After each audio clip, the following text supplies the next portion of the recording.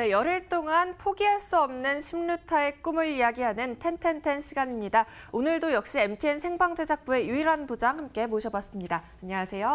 안녕하십니까. 네, 오늘 본격적인 이야기에 앞서서 먼저 해주실 말씀이 있다고 들었습니다. 네, 유반장이 왜 자꾸만 이렇게 뭐 10루타 종목이나 얘기하지 뭐 엉뚱한 공정함 얘기하고 있냐 이렇게 질문, 의문 가시는 분도 계실 텐데요.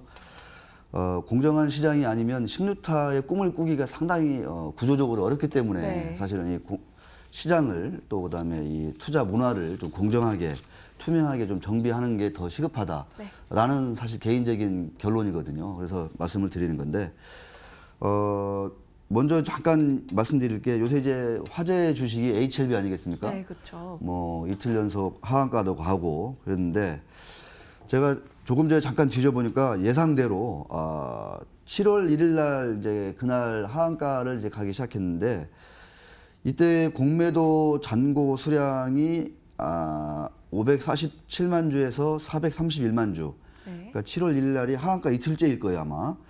116만 주나 줄었어요, 잔고 수량이. 그런데 묘하게 그날 외국인의 주식 순매수가 112만 주입니다. 그러니까 공매도 잔고가 116만 주가 줄었는데 외국인은 112만 주를 산 거예요. 이 얘기는 뭐냐면 그동안 외국인이 가지고 있던 공매도 포지션을 숏 커버링, 다시 말해서 이제 환매수를 했다는 거죠. 그러니까 그 수량이 정확히 일치해요, 거의. 그러니까 116만 주 공매도 잔고가 줄었는데 순매수가 112만 주가 이제 체결된 거죠. 다시 말하면 뭐 HLB를 둘러싼 여러 가지 논란도 있고 뭐 의혹도 있고 뭐 안 좋게 보는 시각도 있고 또 긍정적으로 보는 시각도 있는데 오늘 이 시간에 이 텐텐텐에서 말씀드리고 싶은 거는 공정함에 관한 이야기. 이 공매도 시장을 사실상 외국인이 다 독식한다는 거예요. 그러니까 뭔가 큰 악재가 터졌다 그러면 개인, 기관, 외국인 누구나 다 공매도를 할 수 있어야 되는데 개인은 이 공매도 시장에서 완전히 배제돼 있거든요. 주식을 빌려서 팔아야 되는데 개인은 주식을 빌릴 길이 없다. 외국인은 하루에 막 이렇게 뭐 116만 주나 이제 그 쇼커버링 할 정도로 엄청나게 주식을 빌려다가 이제 팔아둔 상태고요. 이틀 전에만 해도 뭐 30몇만 주 정도를 공매도 하는 그런 것도 봤는데 하여튼 시장이 이렇게 그 공정하지 않게 그러니까 기회 평등 이런 것들이 좀 그 막혀 있으면 상당히 좀 불편하고 논란이 생길 수밖에 없고 그러면 10루타의 꿈을 꾸기가 상당히 어렵다. 다시 한번 말씀드리겠습니다. 네, 그렇죠. 이렇게 말씀해 주신 것처럼 이 공매도 제도에 대해서도 다시 한번 생각을 해봐야 할 것 같고요. 왜 이렇게 큰 공정성이라는 주제를 잡으셨는지 생각을 해봤는데 어제 2회까지는 시비 리픽싱을 둘러싼 불공정성 그리고 어제는 자진 상폐 시의 불공정성에 대해서 이야기를 해주시고 계시잖아요. 이제는 좀 대안에 대해서 구체적으로 고민해봐야 될 때가 아닌가 싶습니다. 네, 시간이 많지 않기 때문에 빨리빨리 좀 해보도록 하겠습니다. 그 상식적인 수준에서 대안을 고민해 봤는데요. 그러니까 자사주 매입을 통해서 자진 상폐를 하는 기업들이 적지 않은 등장하고 있는데 일단 자진 상폐를 하기 전에 이 자사주는 수확을 하고 자진 상폐를 거래소에 신청해라. 이렇게 하게 되면 자사주 매입을 둘러싼 어떤 불공정한 시비가 상당히 차단될 수 있을 것 같고요. 또 공개매수 가격, 그러니까 자진 상폐를 위한 공개매수 가격을 주로 이제 우리는 시장 가격에 의존하거든요. 이것만 가지고 가격을 결정했을 때 역시 불공정하다는 논란이 생길 수밖에 없다. 다시 한번 말씀드리겠습니다. 그러니까 정상적인 상황에서의 시장 가격은 우리가 어느 정도 인정할 수가 있는 거죠. 그러니까 대중하고 뭐 익명의 다수 대 다수의 어떤 체결로 인한 그 가격은 우리가 인정할 수밖에 없는데. 상장 폐지라든가 합병이라든가 이런 특수한 상황에서의 시장 가격은 나름대로 공정한 어떤 그 장치가 필요하다. 그래서 소수주주를 위한 공정가격위원회를 증권선물위원회 밑에 둘 것을 이 시간을 통해서 말씀드리고 싶고요. 상장 폐지 전의 가격은 거래소에서 정한 가격으로 하고 시장 가격이죠. 상장 폐지 이후에 이 가격을 뭐 현금 흐름 환법이라든가 이런 별도의 어떤 그 회계 전문가들이 이제 가치 평가를 통해서 그 가격을 책정하고 있는데 이렇게 되면 이제 하나의 회사를 두고 두 개의 가격이 형성된다는 거거든요. 이 자체가 그러면 이 시장 가격이 과연 그 제대로 반영된 거냐 이런 논란이 어떤 그 일 수밖에 없는 거고 스스로 하나의 기업에 대해서 두 개의 가격이 있다는 거 그 자체가 좀 문제가 있다 이렇게 볼 수 있을 것 같고요. 네. 그래서 이제 최근에 어떤 기업 가치 평가라든가 이 회계 전문가들 사이에서 대두되는 개념이 소수의 다수라는 개념이거든요. 그러니까 메이저 오브 마이너리티, 메이저 오브 마이너 이런 개념인데 잠깐 보시면 그 요새 이제 좀 이슈를 몰고 다니는 박상인 그 교수께서 주장하시는 개념 중에 하나인데 네. 한번 우리 박지원 씨가 한번 읽어봐 주실래요? 저거 약간 듣다 보면은 그럴싸해요. 저거 상당히. 네, 메이저리티 오브 마이너리티라는 개념에 대해서 잠깐 살펴보시면 이 지배주주와 비지배주주의 이익이 상충할 경우에 비지배주주 과반의 찬성을 받는 제도라고 하는데요. 네, 좀 더 자세히 설명을 해주시죠. 그러니까 이게 홍콩, 이스라엘, 인도에서 지금 운영되고 있거든요. 그러니까 생각해 보면은 합병이라든가 뭐 상폐라든가 아니면 분할이라든가 뭐 지주사 전환이라든가 여러 가지 일들이 있잖아요. 네. 앞으로 이제 M&A 같은 것도 많이 늘어날 텐데 이런 경우에는 대주주하고 소수주주하고 이해관계가 부합할 수도 있고 서로 이제 틀어질 수도 있고 상충할 수도 있고 갈등을 빚을 때도 있고 이럴 때는 지금까지는 대주주의 일방적인 결정으로 이렇게 가격이 책정돼 가지고 그런 그 회사의 주요한 일들이 진행됐거든요. 그래서 앞으로는 그런 일이 발생했을 때는 대주주의 의견이 있고 근데 이게 상충한다 이럴 경우에는 소수주주들한테 의견을 물어서 소수주주들의 절반 이상이 메이저가 과연 그 대주주의 의사결정에 찬성하는지를 한번 물어보면 훨씬 더 어떤 그 불공정 시비가 많이 줄어들지 않겠느냐. 나름 뭐 상식적인 그런 뭐 의견이고 뭐 이미 외국에서도 몇몇 앞서가는 그런 기업들, 이스라엘 같은 데들이 뭐 상당히 좀 선진화되어 있거든요. 저런 시스템이. 그런 걸 생각하면 한번 우리 거래소나 금융당국 입장에서도 한번 전향적으로 생각해 볼 만한 이슈가 아니겠느냐 생각이 듭니다. 네, 아무래도 관계 당국에서 정말 실효성 있는 실질적인 대안을 강구해 봐야 할 것 같습니다. 그리고 어제 좀 태림 포장그룹에 대해서도 이야기를 좀 해주셨었는데 오늘 이 태림 포장그룹 매각과 관련해서 비하인드 스토리까지 또 준비가 돼 있다고 들었습니다. 네, 메이저 오브 마이너 이런 개념은 이 머니투데이 방송이 아니면 사실상 접할 수 없는 상당히 앞서가는 그런 그 개념들이거든요. 우리 시청자분들이 상당히 똑똑해지고 있는 건데 저도 공부 좀 하고 있습니다. 덕분에 요새. 자, 그래서 태림 포장그룹 메가스토리 이것도 요즘 가장 핫한 M&A 시장에서 가장 핫한 이슈인데 우리 또 그런 거 가장 핫한 이슈를 우리가 피해갈 수가 없잖아요. 네, 한번 좀 들여다보도록 하겠습니다.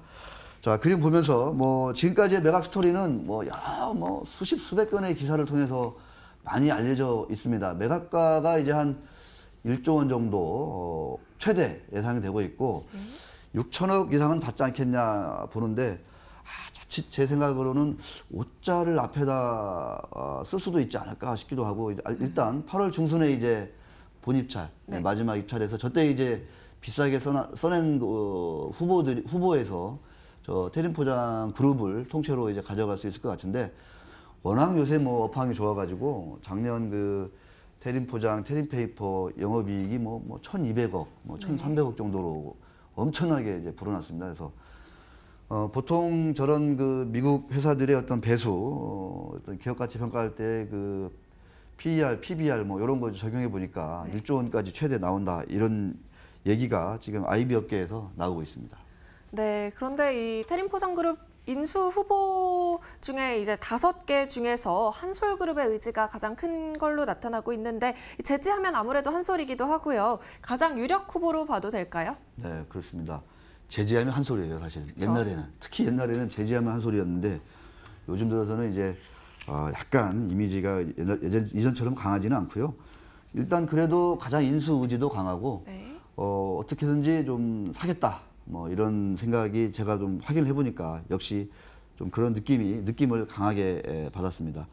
뭐 그 알짜 그 자산이었죠. 그 오크밸리도 매각을 했어요. 현대 쪽에 매각을 해가지고 이때 매각 한 600억 정도 확보를 했는데 뭐 필요하면은 뭐 지금 그룹 내 돈이 그렇게 많지는 않거든요. 그래서 수천억 정도 인수 금융을 통해서 조달하겠다 이런 얘기를 하고 있고 네. 지금 뭐 한솔 같은 경우에는 이런 테림 그룹 아니면 전주제주 쪽도 조금 우리가 관심이 있다 이렇게 얘기를 하고 있어서 일단은 한솔이 얼마나 이제 8월 중순에 분입찰 때 숫자를 적어낼 것이냐 이걸 한번 좀 봐야 될 것 같습니다.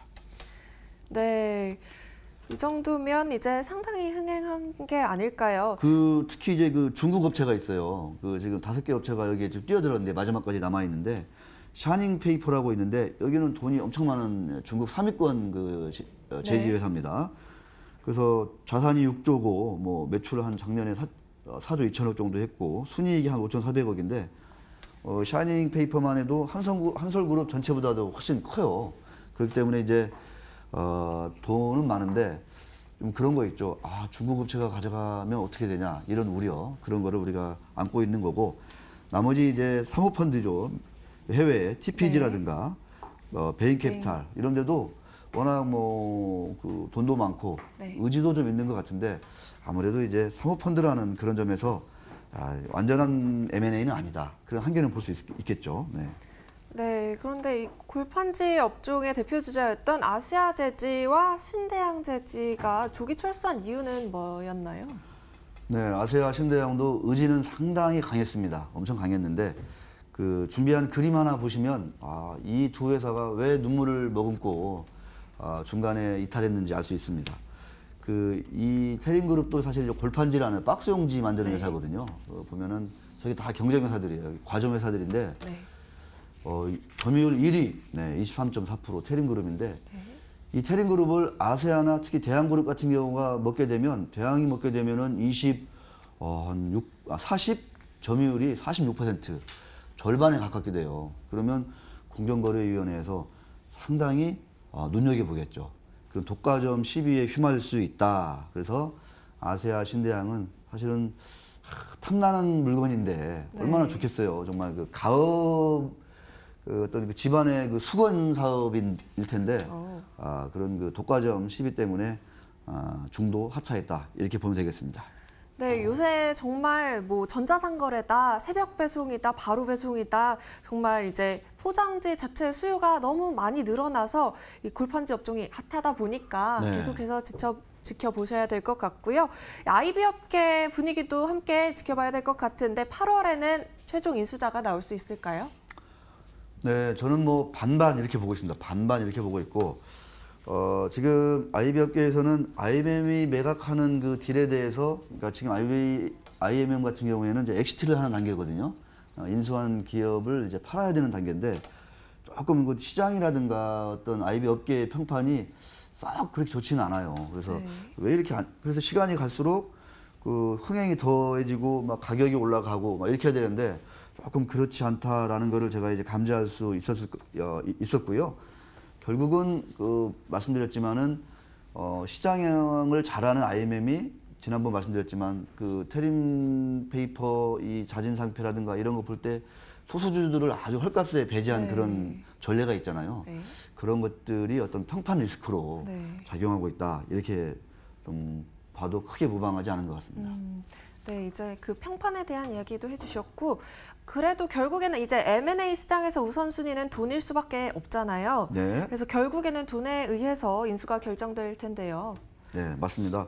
사실은 내가 더 많이 써냈다. 이 더 많이 써낸 데다가 파는 거는 사실은 이 시장 원리인 거죠. 네. 그런데 이 밸류업이라고 하는 게 있습니다. 그러니까 사모펀드가 인수한 기업을 5년이나 8년, 짧게는 3년 뒤에 파는데 이 밸류업이라는 게 있어요. 기업 가치를 높이는 그런 과정인데 이 밸류업 전문가들 얘기를 들어보면 최근 들어서는 전 세계적인 추세가 단순히 기업을 구조조정시키거나 업그레이드 시켜가지고 기업 가치를 올려서 매출이나 이익을 늘리는 것도 중요한데 갈수록 뭐가 중요하냐. 역시 또 이제 좀 ESG라고 환경, 사회, 기업 지배구조 이런 어떤 사회적 책임을 사회적 책임 분야에서 얼마나 이 기업이 많이 좀 개선됐느냐, 좋아졌느냐 이런 것들을 갈수록 중시한다는 거예요. 그런 ESG 평가에서 이 테림그룹의 밸류업은 상당히 낮은 점수를 받고 있다. 그래서 매각에 어느 정도 좀 걸림돌이 되고 있다. 이런 얘기가 있습니다. 그렇다면 아무래도 좀 어려운 얘기일 수는 있지만 이 사회적 책임, 이런 가치적인 네. 부분에 좀 더 요새는 중점을 두고 있기 때문에 가치까지도 평가하겠다라는 얘기로 들려요. 네, 그렇습니다. 이제 국민연금이 이제 많은 돈을 운용하고 있잖아요. 그 돈을 이제 국민연금을 LP라고 그러거든요. LP. 네. 근데 국민연금이 이렇게 IMM 같은 GP들, 사모펀드한테 돈을 이게 줍니다. 그래서 우리 대신 돈을 잘 관리해서 불려달라 이렇게 할 때 그 좋은 사모펀드한테 돈을 많이 맡겨야 될 거 아니에요. 국민연금 입장에서는. 네. 그럴 때 딱 보는 게 바로 이제 갈수록 ESG를 더 많이 본다는 거예요. 그러니까 얼마나 악독하게 구조조정을 시켜가지고 막 매출 이익을 끌어올렸느냐 이것도 보겠지만 한편에서는 사회, 그다음에 그 환경, 그다음에 기업 지배 구조 네. 얼마나 많이 끌어올렸느냐 이거를 본다고 하니까 사모펀드 여러분들은 반드시 앞으로는 ESG를 꼭 생각하셔야 될 것 같습니다. 네, 이 ESG 평가가 얼마나 중요한지 한번 들어봤고요. 그렇게 되면 다시 이제 좀 더 구체적으로 넘어가서 한솔이 태림포장그룹을 인수를 하게 된다면 네. 이 업계와 투자자들에게 어떤 영향이 오게 될까요? 네, 단적으로 얘기해서 한솔이 태림그룹을 인수하게 되면 그 동종업계 경쟁자들은 상당히 스트레스를 많이 받을 것 같습니다. 네. 왜냐하면은 막강한 경쟁자가 등장하게 되는 거고 또 한솔 하면은 옛날부터 이 업계에서는 이 물량 공격, 공세를. 예, 너무나 이거를 좀 이제 무차별적으로 막 네. 커붓기로 유명한 그런 평판이 있어서 평가를 받고 있어서 좀 부담을 갖고 있고 투자자들 입장에서는 차라리 TPG라든가 베인이라든가 이런 데서 과도기적으로 가져가는 게 좀 낫지 않을까 이렇게 보아야 될 것 같고요. 한솔이 가져가면 우리 주주들 입장에서도 네. 소액주주 입장에서도 조금 이건 바람직하지 않다라고 보는 것도 좀 맞는 것 같습니다. 제가 볼 때는. 네, 그러면 결과가 나오는 대로 또 저희 프로그램에서 다뤄보도록 하겠고요. 네. 오늘도 시청자들을 위한 보너스 자료가 준비되어 있다고 들었어요. 네. 엊그제 이 눈물의 팁을 했더니 네. 정말 눈물을 흘리시면서 방송을 분들이 있었다라고 제가 꿈속에서 들었어요. 꿈속에서 들었고. 네, 오늘 자료 보시기 전에 이 신대양 재지, 아세아 재지 한 10년짜리 차트를 혹시 한번 준비해 주셨는지 모르겠는데 한번 보겠습니다. 준비가 됐으면. 네, 화면 제가 이 보시면요. 10년 전부터 이 떠든 아세아 재지 화면이 나오고 뭐 있습니다. 10년 가지고 있으면 10배 오르는 텐텐텐이지 않습니까? 네. 텐텐텐 코너인데 신대양 같은 경우에는 10배를 넘게 갔어요, 사실은. 근데 네. 이제 저것도 제가 그렇게 떠들었던 주식인데 10년 되니까 오르더라고요. 10년 되니까 오르던데 자, 표를 한번 보겠습니다. 아까 말씀드린 태림, 아세아, 신대양, 여기에 이제 수출포장 이런 기업들을 쭉 한번 이렇게 그 같은 기준으로 비교를 해봤습니다. 그래서 네. 뭐 저는 이제 차트 보고 뭐 이런 거보다는 저런 어떤 네. 숫자를 두고 기업의 가치를 보고 밸류에이션을 해서 어떤 기업들이 매력적인지 이런 것들을 보는 습관을 가져야 된다. 그런 거를 늘 주장하고 있는데요. 아세아, 신대양 많이 올랐지 않습니까? 네. 그럼에도 불구하고 아세아 같은 경우에는 저 주당 순자산 배율이 0.6. 저점 대비 뭐 5배, 6배 이렇게 올랐는데도 순자산의 0.6배 정도밖에 안 되는 가격이에요. 네. 그만큼 그 기간 동안 돈을 많이 벌고 그러면서 회사가 자산이 많이 불어났다 이렇게 볼 수 있을 것 같고요. 신대양 재지는 뭐 상대적으로 PBR 측면에서는 좀 높긴 한데 그래도 뭐 부채 비율이라든가 이런 거 네. 보면 아직은 뭐 이익이 그만큼 뭐 엄청 폭발적으로 점프를 했다 이렇게 볼 수 있을 것 같습니다. 신대양 재지 10년 차트 예, 나오고 있고요. 10년 전에 비하면 뭐 거의 10배 오른 거죠. 네. 텐텐텐의 주인공입니다. 앞으로 신대양 그런 기업들이 재지. 나와야 된다라는 게 이제 우리 시청자분들의 어떤 관심사일 것 같은데 네. 지난 시간에 했던 그 눈물의 팁을 한번 공부해 보시면 네. 그 기업들 가운데서도 10년 안에 저 눈물의 팁 있지 않습니까? 네. 저 눈물 마크가 없네요. 눈물의 팁. 10년 안에 저 기업 중에서도 제가 볼 때는 10배에 그 가까운 기업이 나오지 않을까라는 네. 그런 생각이 느낌이 좀 있습니다. 느낌. 10년 안에 10배. 한국철강일지, 동일산업일지, 네. 뭐 휴스틸일지 모르겠는데 현대제철 같은 큰 기업들은 10배 오르기가 좀 어렵고요. 저런 작은 시가총액 측면에서 작은 기업 중에 10년 안에 뭔가 한 10배 가는 기업이 나왔으면 하는 바람이에요. 나왔으면 하는 바람이 있는 거. 그래야 이 코너가 또 이제 빛을 그렇죠. 발하지 않습니까? 네. 네, 계속해서 이렇게 종목들까지 꿀팁으로 보너스 자료로 제공을 해주셨는데 10년 후를 정말 기대해봐도 좋을 것 같고요.